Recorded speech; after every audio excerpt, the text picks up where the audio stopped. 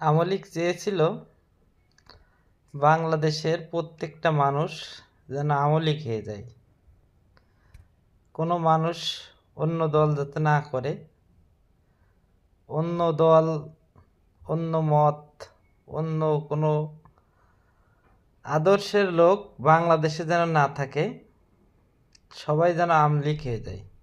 তো আমরা পরিশেষে দেখেছি যে অনেকে আমলিক হয়েছে, কিন্তু আসলে তারা তাদের স্বার্থে আমলিক হয়েছে এবং আমলিগের সাথে এমনভাবে মিশে গেছে যে বোঝাই যায়নি যে তারা অন্য মতের, অন্য দলের, অন্য আদর্শের। তারা আমলিগে আসার পরে সর্বপ্রথম কাজটি করছে যে আমলিগের যারা নিপীড়িত এবং নির্যাতিত এবং ত্যাগী নেতা আছে তাদেরকে সাইড করার চিন্তা করেছে এবং তারা কিন্তু খুব সুন্দরভাবে এবং সঠিকভাবে এই কাজটা করতে পেরেছে। এই কারণে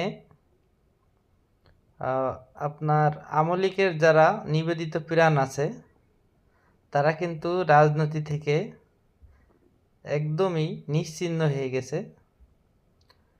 পরবর্তীতে তারা আমলিগের সকল কার্যক্রম তাদের মতো করে পরিচালনা করেছে। করার পরে কি হয়েছে, যখন আমলিগের বিপদের সময় আসছে তখন কিন্তু তাদের যে রূপ, তাদের আসল চরিত্র, তারা কিন্তু সেটা দেখিয়ে দিয়েছে এবং আমলিগের কঠিনতম এবং